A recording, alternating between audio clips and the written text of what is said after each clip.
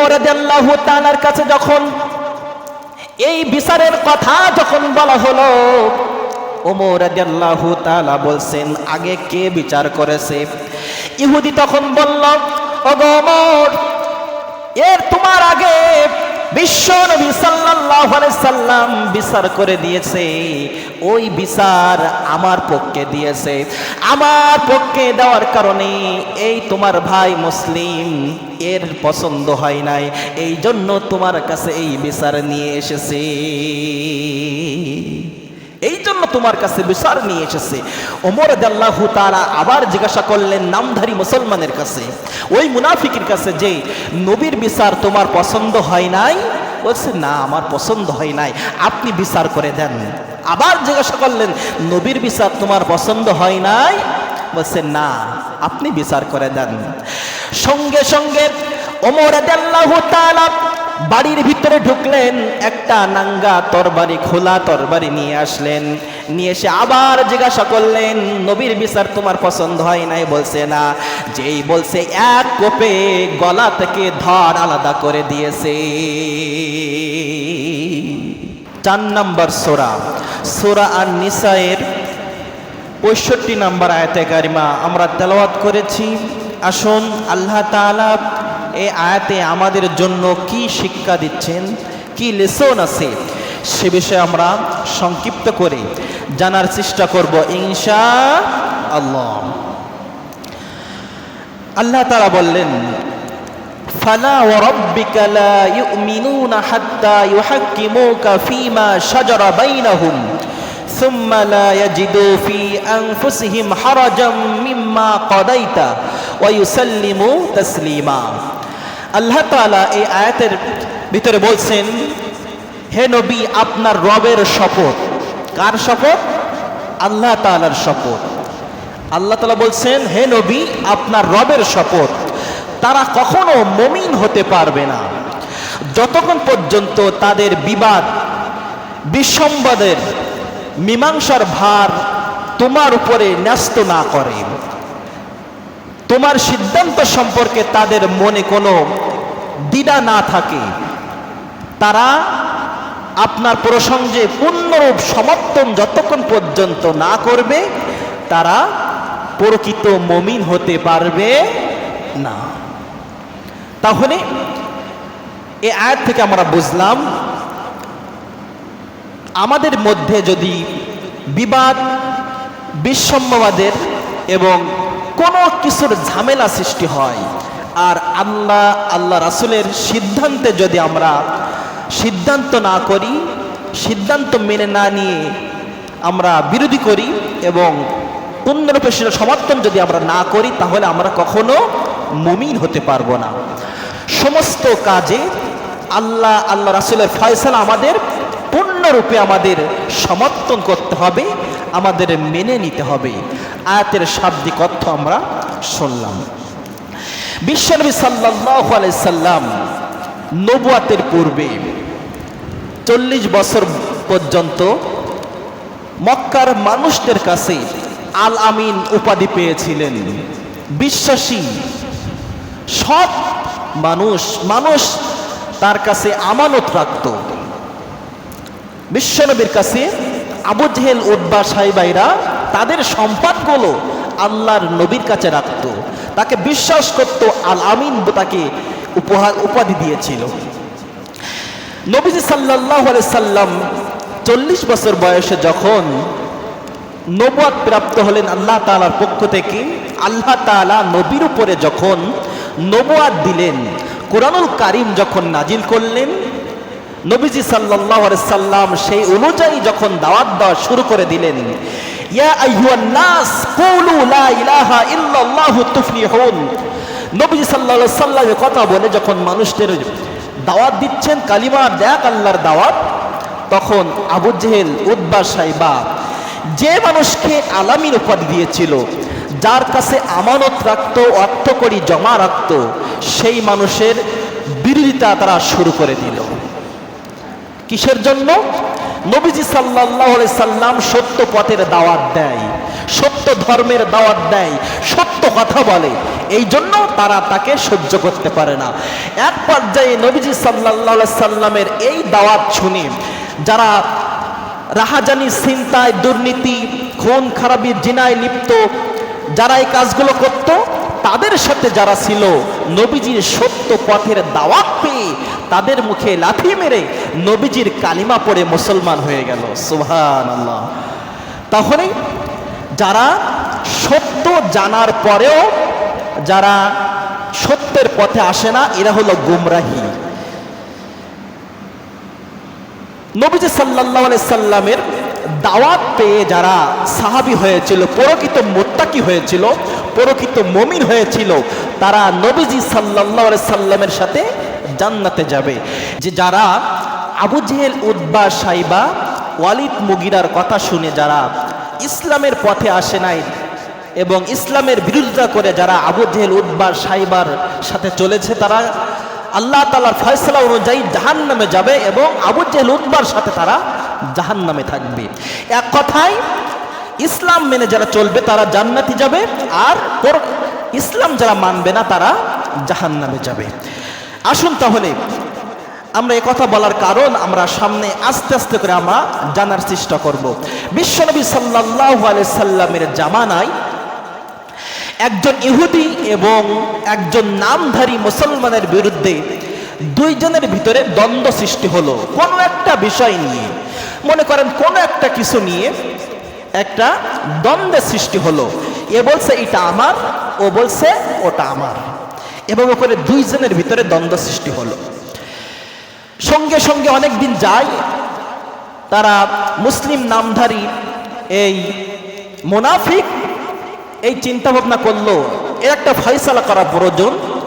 তিনি ইহুদিকে বলল যে চলো আমরা এর একটা ফয়সালা মীমাংসা করে নেই, বিচার করে নেই। কার কাছে গিয়ে বিচার করবে? বলছে আমাদের নবী হযরত মুহাম্মদুর রাসূলুল্লাহ সাল্লাল্লাহু আলাইহি সাল্লামের কাছে। ইহুদি বলল ঠিক আছে, তুমি যদি মুহাম্মাদের কাছে যেতে চাও অবশ্যই আমি যাব, তার কারণ মুহাম্মাদকে আমরা চিনি, মুহাম্মাদ কখনো মানে কি অন্যায় বিচার করবে না, যেটা ন্যায্য সেই বিচারটা মুহাম্মদ করবে, এটা আমার বিশ্বাস। দুইজন চলে গেল, নবীজি সাল্লাল্লাহু আলাইহি সাল্লামের কাছে বিচার দিল। নবীজি বিচার বসলেন, বসার পরে নবীজি সাহাবীদেরকে তদন্ত করলেন। তদন্ত করে নবীজি যেটা জানতে পারলেন এই জিনিসটা ইহুদির, এই জিনিসটা ইহুদির। কিন্তু এই নামধারী মুসলমান মুনাফিক এ চিন্তা ভাবনা করেছিল নবীর কাছে যখন যাচ্ছি নবী মনে হয় এই জিনিসটা কি আমার ভাগ্যে মনে হয় দেবে, আমার পরে রায় মনে হয় দেবে। মুনাফিকের মনে এই চিন্তা ভাবনা ছিল। কিন্তু এটা তো আমাদের বাংলাদেশের আইন না, এটা আমাদের বাংলাদেশের বিচার না, এটা নবীজি সাল্লাল্লাহু আলাইহি সাল্লামের বিচার, বাংলাদেশের বিচার। একজন খুন করলো, পরের দিন আরেকজনের নামে মামলা দিয়ে দিল। এটা হলো আমাদের এই 15 বছর 17 বছর আমরা এটাই দেখে এসেছি। খুন করলো একজন, আরেকজনের নামে মামলা দিল। তদন্ত করার পরে দেখা গেল যে ব্যক্তির নামে মামলা দিল ওই ব্যক্তি সোজাই হাঁটতেও পারে না। এমন আছে কি না বলেন? এমন হয়েছে না যে যার নামে মামলা দিয়েছে সেই ব্যক্তি মাথা সোজা করে হাঁটতেও পারে না, ও ব্যক্তি এখান থেকে 50 কিলোমিটার দূরে খুন করতে কিভাবে যাবে? এই হলো আমাদের সমাজ ব্যবস্থা ছিল, এটাই। কিন্তু নবীজি সাল্লাল্লাহু আলাইহি সাল্লামের বিচার এমনটা নয়। নবীজি সাল্লাল্লাহু আলাইহি সাল্লাম তদন্ত করে ইহুদির পক্ষে রায় দিয়ে দিলেন। ওখান থেকে রায় নিয়ে তারা বাহিরে চলে আসলো। আসার পরে এই নামধারী মুসলমান এ বলছে ভাই এই বিচার আমি মানি না। নাউজুবিল্লাহ বলবেন না? বলছে এই বিচার কি আমি মানি না। বলছে তাহলে তোমাদের নবী? বলছে তাই কি হয়েছে? এই বিচার আমি মানি না। বলছে কি করতে চাও? বলছে আমরা এই বিচার নিয়ে হযরত ওমর রাদিয়াল্লাহু তাআলার কাছে যেতে চাই। ওমর রাদিয়াল্লাহু তাআলার কাছে যখন এই বিচারের কথা যখন বলা হলো, ওমর রাদিয়াল্লাহু তাআলা বলছেন আগে কে বিচার করেছে? ইহুদি তখন বলল ওগো ওমর, তোমার আগে বিশ্ব নবী সাল্লাল্লাহু আলাইহি সাল্লাম বিচার করে দিয়েছে, ওই বিচার আমার পক্ষে দিয়েছে। আমার পক্ষে দেওয়ার কারণে এই তোমার ভাই মুসলিম এর পছন্দ হয় নাই, এই জন্য তোমার কাছে এই বিচার নিয়ে এসেছে, এই জন্য তোমার কাছে বিচার নিয়ে এসেছে। ওমর রাদিয়াল্লাহু তাআলা আবার জিজ্ঞাসা করলেন নামধারী মুসলমানের কাছে, ওই মুনাফিকের কাছে, যে নবীর বিচার তোমার পছন্দ হয় নাই? বলছে না, আমার পছন্দ হয় নাই, আপনি বিচার করে দেন। আবার জিজ্ঞাসা করলেন নবীর বিচার তোমার পছন্দ হয় নাই? বলছে না, আপনি বিচার করে দেন। সঙ্গে সঙ্গে ওমর রাদিয়াল্লাহু তাআলা বাড়ির ভিতরে ঢুকলেন, একটা নাঙ্গা তরবারি, খোলা তরবারি নিয়ে আসলেন। নিয়ে এসে আবার জিজ্ঞাসা করলেন নবীর বিচার তোমার পছন্দ হয় নাই? বলছে না। যেই বলছে এক কোপে গলা থেকে ধর আলাদা করে দিয়েছে। ওমর বললেন নবীর বিচার যার পছন্দ হয় না, এই সমাজের বাঁচার অধিকার তার নাই। যখন এই খবর সমস্ত জায়গায় যখন ছড়ায় গেল, ওই নামধারী মুনাফিকের আত্মীয় স্বজনেরা তারা বিশ্ব নবী সাল্লাল্লাহু আলাইহি সাল্লামের আদালতে কেস করলো। তারা যখন কেস করলো এই বলে, আমার এই আত্মীয়, আমার ভাই মুসলিম ওমর রাদিয়াল্লাহু তাআলা নিষ্পাপ একজন মুসলমানকে হত্যা করেছে, এই বিচার দিয়েছে, এই বলে কেস করেছে নবীজির আদালতে। এখন নবীজি সাল্লাল্লাহু আলাইহি সাল্লাম যখন এই বিচার দেখলেন, এই কেস দেখলেন যে ওমর রাদিয়াল্লাহু তাআলা নিষ্পাপ একজন মুসলমানদের হত্যা করেছে, আল্লাহর নবীজি সাল্লাল্লাহু আলাইহি সাল্লাম টেনশনে পড়ে গেলেন। কিভাবে সম্ভব ওমর এমন একটা কিভাবে কাজ করলো, আমার তো মাথায় আসে না। নবীজি টেনশনে পড়ে গেলেন, চিন্তায় পড়ে গেলেন, কিভাবে ওমর এই কাজটা করতে পারলো। ওমর রাদিয়াল্লাহু তাআলাকে বিশ্ব নবী সাল্লাল্লাহু আলাইহি সাল্লাম কিন্তু আল্লাহ তাআলার কাছে দোয়া করে ওমর রাদিয়াল্লাহু তাআলাকে ইসলামের ভিতরে নিয়ে এসেছিলেন। নবীজি সাল্লাল্লাহু আলাইহি সাল্লাম আল্লাহ তাআলার কাছে দোয়া করলেন, ওগো মালিক, দুইজন ব্যক্তি আছে, এই দুইজনের মধ্য থেকে তুমি যদি একজনকে ইসলামের ভিতরে দাও তাহলে ইসলামটা অনেক পরিপূর্ণ হয়, ইসলাম শক্তি বেশি হয়। একটা হলো হযরত ওমর, দুই নম্বরে হলো আবু জেহেল। আল্লাহ তাআলা বিশ্বনবী সাল্লাল্লাহু আলাইহি সাল্লামের দোয়া মোতাবেক হযরত ওমরের জন্য দোয়াটা কবুল করে নিয়েছিলেন। ওমর এই জন্য হিদায়াতের পথ পেয়েছিল, ওমর ইসলামের ছায়াতলে এসেছিল, ওমর রাদিয়াল্লাহু তাআলার পক্ষে এই দোয়াটা কবুল হয়ে গিয়েছিল।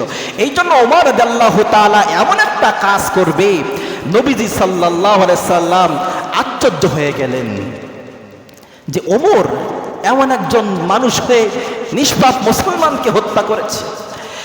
ওমর রাদিয়াল্লাহু তাআলা কিন্তু সাধারণ কোন সাহাবী নয়, ওমর রাদিয়াল্লাহু তাআলা এমন একজন মাপের সাহাবী। আল্লাহর নবীজি সাল্লাল্লাহু আলাইহি সাল্লাম বলেছেন, আমার পরে কোন নবী আসবে না, আমার পরে যদি কোন নবী আসতো আল্লাহ তাআলা ওমরকে নবী বানায়া দিত। কি মাপের সাহাবী ভেবেছেন? আমার পরে কোন নবী আসবে না, চান্স নাই, যদি আসতো ওমরকে আল্লাহ তাআলা নবী বানিয়ে দিত। নবী হওয়ার কোয়ালিটি, গুণ সবকিছু হযরত ওমরের ভিতরে ছিল। সুবহানাল্লাহ। আমার বন্ধুগণ, গভীর মনোযোগ দিতে হবে। তাহলে ওমর রাদিয়াল্লাহু তাআলা ইসলামের পথে চলে আসলো, কিন্তু আবু জেহেল সত্য পাওয়ার পরেও সত্যের দিকে সে ধাবিত হয় নাই, তার মন সত্য পথে আসে নাই। শুধু তাই নাই, হযরত আবু তালেব, নবী সাল্লাল্লাহু আলাইহি সাল্লামের চাচা আবু তালেব যখন মুমূর্ষ অবস্থায় সঙ্গে সঙ্গে আল্লাহর নবীজি সাল্লাল্লাহু আলাইহি সাল্লাম তানার পাশে গেলেন। চাচা, আপনি তো মৃত্যুবরণ করবেন, কালিমা পড়ে নেন। সঙ্গে সঙ্গে আবু তালেব বলেছিল, ও আমার ভাতিজা মুহাম্মদ, তুমি সত্য নবী জানি ও ভাতিজা মুহাম্মদ, কিন্তু আজকে তোমার দিন, তোমার ধর্ম আমি গ্রহণ করতে পারবো না। এখন যদি আমি তোমার ধর্ম গ্রহণ করি তাহলে এই আবু জেহেল, উতবা, সাইবা এরা আমার নামে বদনাম দিবে। তাহলে আবু তালেব সত্য পাওয়ার পরেও সে ইসলামের দিকে আসে নাই। কিন্তু উমর রাদিয়াল্লাহু তাআলা, আল্লাহ তাআলা তাকে হিদায়াত দিন দান করেছে, কিন্তু ওমরের কার্যক্রম, ওমরের কাজ কাম ছিল সবই মানে কি ভালোর মুখে। খারাপ কাজ ওমর রাদিয়াল্লাহু তাআলা তেমন করতেন না। এই ওমর রাদিয়াল্লাহু তাআলা সাধারণ কোন সাহাবী নয়। ওমর রাদিয়াল্লাহু তাআলা যখন ইসলাম গ্রহণ করলেন, ইসলামের ছায়াতলে আসলেন, ওই সময় নবীজি সাল্লাল্লাহু আলাইহি সাল্লামের সাহাবীরা চুপে চুপে কালিমার দাওয়াত দিত, চুপে চুপে তারা নামাজ কালাম পড়তো। ওমর রাদিয়াল্লাহু তাআলা নবীজির কাছে এসে বললেন, ইয়া রাসূলুল্লাহ, বলুন তো এই নামাজের হুকুম কে দিয়েছে? বলল, আল্লাহ দিয়েছে। আল্লাহর জমিনে আল্লাহর নামাজের হুকুম দিয়েছে। ইয়া রাসূলুল্লাহ, আজকে আমি ওমর ইসলাম ধর্ম গ্রহণ করেছি। ইয়া রাসূলুল্লাহ, আর কখনো গোপনে নামাজ হবে না, গোপনে নামাজ হবে না। ইয়া রাসূলুল্লাহ, আমি ওমর ঘোষণা দিয়ে দিলাম, আজ থেকে ওপেনে আল্লাহর নবীর সাহাবীরা নামাজ আদায় করবে।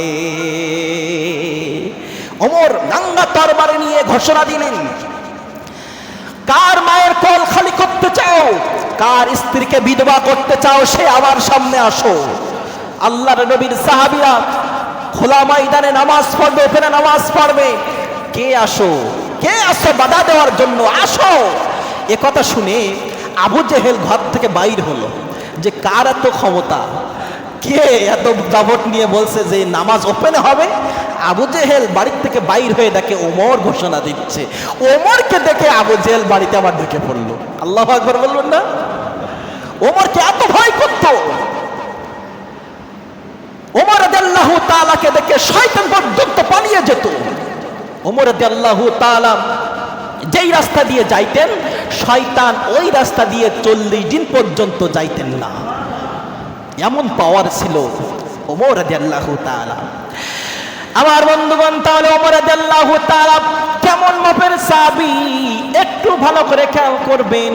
হযরত আলী রাদিয়াল্লাহু তাআলা একদিন স্বপ্ন দেখছেন। স্বপ্নের ভিতরে আলী রাদিয়াল্লাহু তাআলা স্বপ্নের ভিতরে দেখছেন বিশ্ব নবী সাল্লাল্লাহু আলাইহি সাল্লামের পিছনে নামাজ পড়ে সাহাবীরা বসে আছে। হঠাৎ করে একজন বৃদ্ধা মহিলা মসজিদের বাইরে ডাক দিয়ে বলছে, কে আছো? আমার এই পাত্রে খেজুর আছে, খরমা খেজুর, এই পাত্রটা নিয়া মুহাম্মদ সাল্লাল্লাহু আলাইহি সাল্লামের কাছে দাও, তিনি খান, তিনি খাবেন এবং তানার সাহাবীদেরকে খাওয়াবেন। আল্লাহর নবী আলীকে বললেন, আলী এই পাত্রটা নিয়ে এসো। আলী রাদিয়াল্লাহু তাআলা পাত্র নিয়ে আসলেন। সঙ্গে সঙ্গে আল্লাহর নবীজি একটা খেজুর নিয়ে আলীকে বললেন, আলী এই নাও, এই খেজুরটা তুমি খাও। আলী রাদিয়াল্লাহু তাআলা খেজুর খাচ্ছেন। হঠাৎ করে খেতে খেতে খেতে খেতে ওদিকে ফজরের আজান দেওয়া শুরু হয়ে গেল। আলী রাদিয়াল্লাহু তাআলা বললেন, নবীজি দেওয়ার ওই খেজুরের স্বাদ আমার ঘুম ভাঙার পরে আমি আলী এখনো মুখের ভিতরে অনুভব করতেছিলাম। আলী রাদিয়াল্লাহু তাআলা মসজিদ চলে গেলেন। চলে গিয়ে তিনি হযরত ওমর রাদিয়াল্লাহু তাআলার পিছনে নামাজ আদায় করলেন। ওমর রাদিয়াল্লাহু তাআলা মিম্বারে খুতবা দিচ্ছেন। হঠাৎ করে একজন মহিলা, ওই স্বপ্নে যেমন দেখেছিল, একজন মহিলা মসজিদের বাহিরে এসে তিনি ডাকছেন, কে আছো? এ আমার এই খুরমার এই পাত্রগুলো নিয়ে যাও, আমার নতুন বাগানের খুরমা, এগুলো হযরত ওমরের কাছে দাও, তিনি খাবেন এবং তারা সাহাবীদেরকে দিবেন। ওমর রাদিয়াল্লাহু তাআলা আলী রাদিয়াল্লাহু তাআলাকে লক্ষ্য করে বলছেন, আলী ওই পাত্রটা নিয়ে এসো। আলী রাদিয়াল্লাহু তাআলা পাত্র নিয়ে আসলেন। আসার পরে ওমর রাদিয়াল্লাহু তাআলা একটা খেজুর নিয়ে আলীর হাতে দিলেন। আলী গালের ভিতরে দিয়েছেন, অনেক মজা পেয়েছেন। আলী বলল, ও ওমর, ও ও খলিফাতুল মুসলিমিন হযরত ওমর, অনেক স্বাদ পাকা খরমা খেজুর, আর একটা কি আমাকে দেওয়া যায় কিনা? সঙ্গে সঙ্গে ওমর রাদিয়াল্লাহু তাআলা বলছেন, আলী, স্বপ্নের ভিতরে নবী যদি তোমাকে 2টা খেজুর দিত, আমি আলীও তোমাকে 2টা খেজুর দিতাম। নবীজি একটা খেজুর দিয়েছে, আমি আলী, আমি ওমর, আমার কিভাবে সাহস হয় তোমাকে 2টা খেজুর দেওয়া? বুঝেছেন? আলী রাদিয়াল্লাহু তাআলা ভাবলেন, আপনি কি গণা হয়ে গিয়েছেন নাকি? স্বপ্নে আমি কি দেখলাম, আপনি সেই স্বপ্নের কথা বলে দিচ্ছেন? আল্লাহু আকবার! কি পাওয়ারের লোক ছিল হযরত ওমর।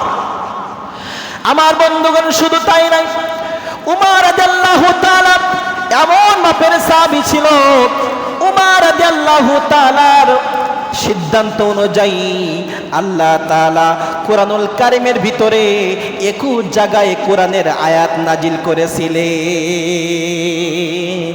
বুঝেন কিছু? আয়াত নাজিল করবে তো আল্লাহ তাআলার সিদ্ধান্ত অনুযায়ী, নবীর কাছে আয়াত নাজিল করবে, কিন্তু ওমরের সিদ্ধান্তে আল্লাহ তাআলা খুশি হয়ে আল্লাহ তাআলা কোরআনুল কারীমের 21 জায়গায় আয়াত নাজিল করেছেন। সুবহানাল্লাহ! কি মাপের সাহাবী, একটু ভাবুন। কোন ওমরের বিরুদ্ধে মামলা হলো? ভালো করে খেয়াল করবেন কথাগুলো। আমার বন্ধুগণ, ভালো করে খেয়াল করতে হবে, ওমর সাধারণ কোন সাহাবী নয়। ওমর রাদিয়াল্লাহু তাআলা বিশ্বনবী সাল্লাল্লাহু আলাইহি সাল্লামের জলিলুল কদর একজন সাহাবী। মদিনায় একজন লোক মারা গেল, আব্দুল্লাহ ইবনে উবাই। এই আব্দুল্লাহ ইবনে উবাই তিনি দুমুখো লোক ছিল, এর কথা তার কানে লাগাতো, তার কথা এর কানে লাগাতো, এভাবে করে মানুষদের মাঝে তিনি দ্বন্দ্ব বাড়িয়ে দিত, মানুষদের মাঝে শত্রুতা করত। এক কথায় তাকে বলা হতো মুনাফিক। কি বলা হতো? মুনাফিক। এর কথা তার সাথে, ওর কথা তার সাথে, কথায় কথায় মিথ্যা কথা বলা, এটা হলো মুনাফিক। এই মুনাফিকের লক্ষণে বিশ্বনবী সাল্লাল্লাহু আলাইহি সাল্লাম হাদিসের ভিতরে বলেন, মুনাফিকের অনেক লক্ষণ আছে, কিন্তু একটা লক্ষণ হলো মুনাফিক কথায় কথায় কসম কাটে। কথায় কথায় কসম কাটে মুনাফিক। কসম করে বলে, আসলে এই কাজটা ঠিক, আসলে সত্য, আসলে এটা হবে। নবীজি সাল্লাল্লাহু আলাইহি সাল্লাম হাদিসের ভিতরে বলেন, আল আয়াতুল মুনাফিকিনা সালাসা, ইযা হাদাসা কাযাবা, ওয়া ইযা ওয়াদা আখলাফা, ওয়া ইযা উতুমিনা খানা। মুনাফিক যারা হবে, 3টা লক্ষণ যার ভিতরে থাকবে, সে মুনাফিকের স্বাদ পাবে, মুনাফিক তার ভিতরে থাকবে। 1 নম্বরে হলো কথায় কথায় মিথ্যা বলা, 2 নম্বরে হলো কোনো অঙ্গীকার করলে ভঙ্গ করা, 3 নম্বরে হলো আমানতের খিয়ানত করা। এই গুণ যার ভিতরে থাকবে, মুনাফিক তার লক্ষণ তার ভিতরেই থাকবে। আব্দুল্লাহ ইবনে উবাই যখন মারা গেল, সঙ্গে সঙ্গে তার ছেলে আব্দুল্লাহ এসে নবীজি সাল্লাল্লাহু আলাইহি সাল্লামের কাছে আসলেন। আব্দুল্লাহ ইবনে উবাই মুনাফিক, তার ছেলে ছিল ঈমানদার। যদি হয় বাবার প্রতি একটা আলাদা টান। মুনাফিক সেও জানতো আমার বাবা দুমুখী, এর কথা তার সাথে লাগায়, আমার বাবা মুনাফিক। কিন্তু বাবা যখন মারা গেল, এই আব্দুল্লাহ নবীজি সাল্লাল্লাহু আলাইহি সাল্লামের কাছে আসলেন। আসার পরে নবীজিকে বলছেন, ইয়া রাসূলুল্লাহ, আমার বাবা মারা গিয়েছে, আমার বাবা দুনিয়া থেকে বিদায় হয়ে গিয়েছে, আপনি আমার বাবার জানাজার নামাজটা পড়ায়া দেন। আল্লাহর নবী সাল্লাল্লাহু আলাইহি সাল্লাম তিনি একথা শুনে সঙ্গে সঙ্গে তিনি ওই আব্দুল্লাহকে বললেন, ও আব্দুল্লাহ, যাও যাও, আমি তোমার বাবার জানাজার নামাজ পড়ায়া দিব। এই কথা আব্দুল্লাহ শোনা মাত্রই দৌড়ায় চলে গেল। আব্দুল্লাহ মনে করলো, আবার যদি ওহী নাজিল হয়, যে এখনই যদি ওহী নাজিল হয়ে যায় যে মুনাফিকের জানাজা পড়ানো যাবে না, তাহলে তো আর হবে না। আব্দুল্লাহ দেরি করলেন না, মানুষদের মাঝে প্রচার করতে লাগলেন, নবীজি সাল্লাল্লাহু আলাইহি সাল্লাম আমার বাবা আব্দুল্লাহ বিন উবাইয়ের জানাজার নামাজ পড়াবে। এ কথা যখন সবার কানে কানে পৌঁছে গেল, সবাই যখন শুনল, ইমানদাররা তারা চিন্তা করলো নবীজি সাল্লাল্লাহু আলাইহি সাল্লাম একজন মুনাফিকের জানাজা কিভাবে পড়াবে। একথা যাইতে যাইতে হযরত উমর রাদিয়াল্লাহু তাআলার কাছে একথা পৌঁছায় গেল। উমর রাদিয়াল্লাহু তাআলা চিন্তা করলেন এখন কিভাবে আল্লাহর নবীজি সাল্লাল্লাহু আলাইহি সাল্লাম একজন মুনাফিকের জানাজার নামাজ পড়াবে। ওমর রাদিয়াল্লাহু তাআলার মাথায় কাজ করে না, শোনা মাত্র সঙ্গে সঙ্গে ওমর রাদিয়াল্লাহু তাআলা দৌড়াতে শুরু করলেন, নবীর দিকে দৌড়াতে শুরু করলেন। ইতিমধ্যে নবী আব্দুল্লাহ বিন উবাইয়ের বাড়িতে চলে গেলেন। যখন চলে গেলেন বাড়িতে চলে গিয়ে বিশ্ব নবী সাল্লাল্লাহু আলাইহি সাল্লামের মুখের থুতু লালা আব্দুল্লাহ ইবনে উবাইয়ের গালে দিয়ে দিলেন। নবীজির গালের থুতু উবাইয়ের গালে দিলেন। এই দৃশ্য দেখে সাহাবায়ে কেরামরা তারা তো চিন্তা ভাবনা করলো একজন মুনাফিকের গালে আল্লাহর নবীর থুতু কেন দিচ্ছেন। এই জন্য দিচ্ছেন আল্লাহ রাব্বুল আলামিন আমার নবীজিকে এমন করে তৈরি করেছেন, আমার নবীর ভিতরে এত মহব্বত মায়া আল্লাহ তাআলা দিয়েছেন। কোরআনুল কারীমের 21 নম্বর সূরা আম্বিয়ার 107 নম্বর আয়াতে কারিমার ভিতরে আমার নবী সম্পর্কে আল্লাহ তাআলা বলে দিলেন ওয়া মা আরসালনাকা ইল্লা রাহমাতাল লিল আলামিন।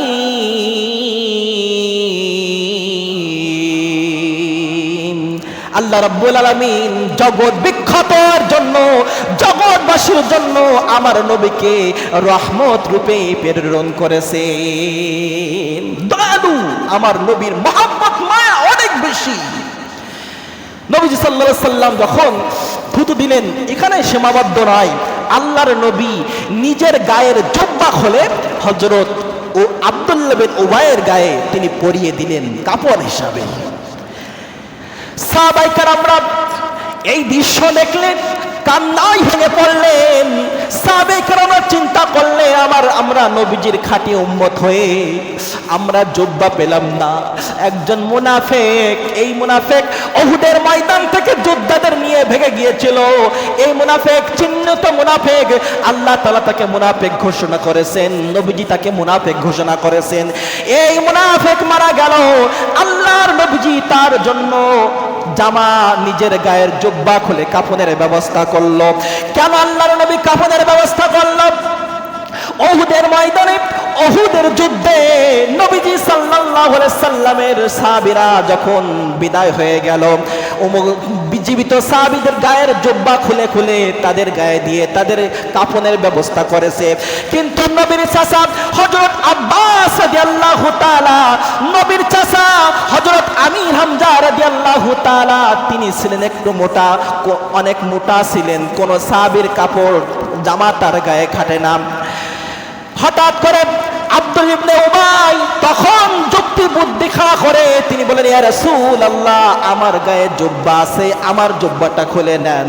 আব্দুল্লাহ ইবনে উবাই অনেক মোটা ছিল, তিনি খুলে দিয়েছিলেন। ওই সময় আল্লাহ নবীর সেই কথা মনে আছে, সাহাবীদেরকে বললেন ও আমার সাহাবীরা, আমার চাচার গায়ে আব্দুল্লাহ ইবনে উবাই জুব্বা দিয়েছিল, আজকে আমি জুব্বা দিয়া আমার চাচার ঋণ আমি শোধ করে দিলাম। চাচার ঋণ আমি শোধ করে দিলাম, এই জন্য আমি জুব্বা দিয়েছি। নবীজি সাল্লাল্লাহু আলাইহি সাল্লাম জানাজার নামাজ পড়াবেন, হঠাৎ করে ওমর রাদিয়াল্লাহু তাআলা হাজির হয়ে গেল। হাজির হয়ে নবীজি সাল্লাল্লাহু আলাইহি সাল্লামকে ডাইরেক্ট বলতে পারতেছেন না, ইয়া রাসূলুল্লাহ আপনি এই আব্দুল্লাহ বিন উবাইয়ের জানাজার নামাজ আপনি পড়াবেন না। যদি বলেন তাহলে আদেশ হয়ে যায়, নবীর উপরে আদেশ করা হয়ে যায়।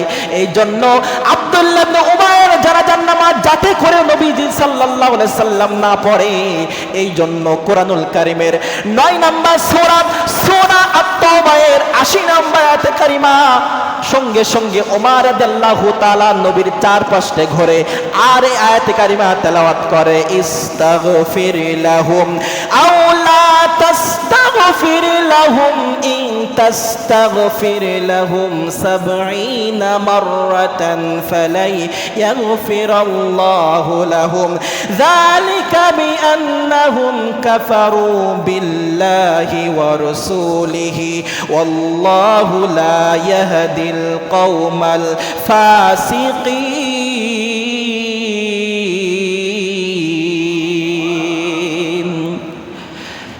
যখন ঘুরে ঘুরে ঘুরে ঘুরে নবীজির পাশে নবীকে শোনায় শোনায় এই আয়াতে কারিমা তেলাওয়াত করতেছে। এই আয়াতে বলা হয়েছে, হে মুহাম্মদ তুমি তাদের জন্য ক্ষমা প্রার্থনা করো আর না করো তারা উভয়ে সমান। যদি তুমি তাদের জন্য 70 বারও দোয়া করো আমি আল্লাহ তাআলা তাদেরকে ক্ষমা করব না। তারা আল্লাহ ও আল্লাহ রাসূলের সাথে তারা কুফরি করেছে, আর আমি আল্লাহ তাআলা ফাসিকদেরকে সত্য পথ কখনো প্রদর্শন করি না।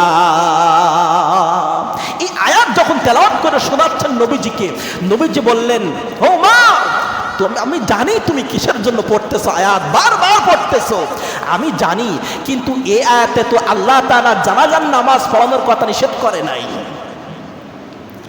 এই আয়াতে জানাজার নামাজ পড়ানোর কথা নিষেধ করে নাই। সঙ্গে সঙ্গে নবীজি কোনো কথা শুনলেন না, জানাজার নামাজ পড়া দিলেন। জানাজার নামাজ যখন পড়া দিলেন, জানাজার নামাজ শেষ হয়ে গেল। আল্লাহর নবীজি সাল্লাল্লাহু আলাইহি সাল্লাম তিনি জানাজার নামাজ শেষ করে আব্দুল্লাহ বিন উবাইয়ের খবর দেওয়া হয়ে গেল। নবীজি সাল্লাল্লাহু আলাইহি সাল্লাম লাশের সাথে সাথে তিনি কবরের দিকে অগ্রসর হতেছিলেন।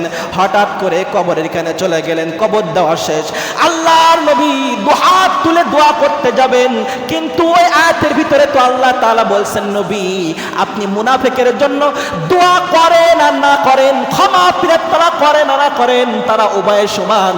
তাদের জন্য যদি 70 বার দোয়া করেন আমি ক্ষমা করব না।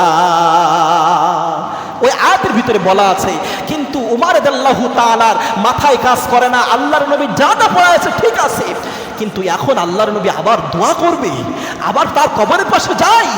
উমর রাদিয়াল্লাহু তাআলা গায়ে মানে কি ছটফট করতেছে, নবীজি এমনটা কেন করতেছে? বারবার আকাশের দিকে তাকায় হযরত ওমর, বারবার তাকায়।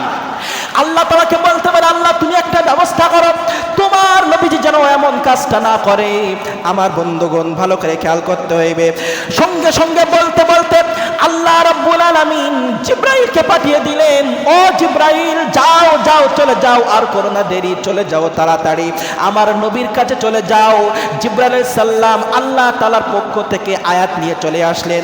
আয়াত নিয়ে চলে এসে বলেন, ইয়া রাসূলুল্লাহ হাত নামান, হাত নামান, আগে আল্লাহ তাআলার ফরমান আপনি শুনেন।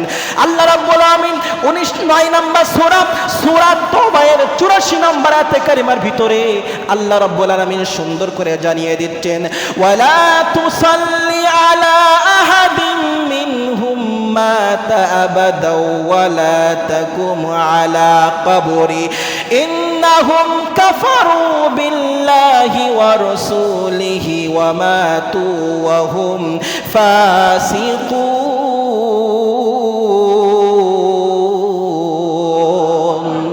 আল্লাহ রাব্বুল আলামিন বলেন, ওগো নবী আপনি আর ভবিষ্যতে কখনো কোনো মুনাফিকের লোক, মুনাফিকদের লোক যদি মারা যায়, আপনি ভবিষ্যতে তাদের কখনো জানাজার নামাজ আপনি আদায় করবেন না, এবং তাদের কবরের পাশেও আপনি দাঁড়াবেন না। তারা কুফরি করেছে আর তারা কুফরি অবস্থায় মৃত্যুবরণ করেছে, আপনি কখনোই তাদের জানাজার নামাজ পড়বেন না, আর তাদের কবরের পাশে আপনি কখনো দাঁড়াবেন না। আল্লাহু আকবার। তাহলে উমর রাদিয়াল্লাহু তাআলা আল্লাহ তাআলার কাছে বলে বলে উমরের সিদ্ধান্ত অনুযায়ী আল্লাহ তাআলা আয়াতে কারিমা নাজিল করেছে। সেখান থেকে মুনাফিকদের জানাজার নামাজ পড়া একেবারে নিষিদ্ধ। মুনাফিকের জানাজার নামাজ আল্লাহর নবী তারপর আর পড়েন নাই, সাহাবাইরাও পড়ে নাই। আমরাও যেন মুনাফিকের জানাজার নামাজ না পড়ি। যারা ইসলামের বিরোধিতা করবে, ইসলামের পক্ষে হাঁটবে, ইসলামকে নিয়ে যারা গাল মন্দ করবে, ইসলামের বিরুদ্ধে যারা স্লোগান দিবে, এরা কখনো কিন্তু ইমানদার হতে পারে না, মুমিন হতে পারে না। এরা কিন্তু মুসলমান নামধারী, এরা হলো মুনাফিক। মুসলমান নামধারী এরা হলো মুনাফিক। মুনাফিক, যারা ইসলামের বিরোধিতা করে আর ইসলামের বিরুদ্ধে স্লোগান দেয়, ইসলামকে গাল বন্ধ করে, আলেম ওলামাদেরকে গাল বন্ধ করে। আল্লাহ নবীজি সাল্লাল্লাহু আলাইহি সাল্লামকে যারা গালি দিয়েছিল, আল্লাহ তাআলা বলছিলেন ওরা হলো জারোর সন্তান। ওমা সাহিবুকুম বিমাসনুন, আমার নবী পাগল নয়, মাসনুন নয়। উতুল্লিম বাদা যালিকা জানিম, যারা আমার নবীকে গালি দিবে, আমার ইসলামকে গালি দিবে, আমার নবীর উম্মতদেরকে যারা গালি দিবে, আলেম ওলামাদেরকে যারা গালি দিবে, এরা হলো প্রত্যেকটা একটা টাটকা জারোর সন্তান। কথা বলে ঠিক না বেঠিক? এই জন্য যারা ইসলামের বিরুদ্ধে কথা বলে, কোরআনের বিপক্ষে যায়, আলেম ওলামার বিপক্ষে যারা কাজ করে, দল করে, যাই করুক না কেন, তাদের সাথে আমাদের কোনো সম্পর্ক রাখলে চলবে না। আল্লাহ তাআলার কথা যারা বলে, নামাজ পড়ে, নামাজের তাগিদ দেয়, বাপ মায়ের খেদমত করতে বলে, সৎ পথে চলতে পারে, এরা দুনিয়ার বুকে ভালো মানুষ হবে? নাকি ওই গাঁজা মদখোর, জিনা ব্যভিচার ছিনতাই রাহাজানি করে, এরা ভালো মানুষ হবে? সিদ্ধান্ত করেন, চিন্তা ভাবনা করেন। উমর রাদিয়াল্লাহু তাআলা সিদ্ধান্ত মোতাবেক আল্লাহ তাআলা কোরআনের 21 জায়গায় আয়াত কারিমা নাজিল করেছে। ওই উমরের বিরুদ্ধে কি মনে আছে না? মামলা। কোন উমর? ভালো করে বুঝতে হবে। উমর রাদিয়াল্লাহু তাআলা বিরুদ্ধে যখন মামলা দিল, উমর মামলার রায়ের দিন চলে আসলো, উমর রাদিয়াল্লাহু তাআলা হাজির হয়ে গেল। উমর রাদিয়াল্লাহু তাআলা হাজির হয়ে গেল। আল্লাহর নবীজি সাল্লাল্লাহু আলাইহি সাল্লাম শুনলেন এবং আল্লাহর নবীজি বললেন, উমর তুমি কিভাবে এই কাজটা করতে পারলে? তার পক্ষে সাক্ষী জোগাড় করা হলো, ওই যাকে হত্যা করা হয়েছে নামধারী মুসলমান। সঙ্গে সঙ্গে বিচারটা হলো যে একজন নির্দোষ মানুষকে উমর রাদিয়াল্লাহু তাআলা, একজন নির্দোষ মানুষকে উমর রাদিয়াল্লাহু, নির্দোষ মুসলমানকে উমর রাদিয়াল্লাহু তাআলা হত্যা করেছে। রায়টা শুনবেন, যে কেসটা করেছে, কেসের যেটা দিয়ে বলেছে উমর রাদিয়াল্লাহু তাআলা একজন নির্দোষ মুসলমানকে হত্যা করেছে।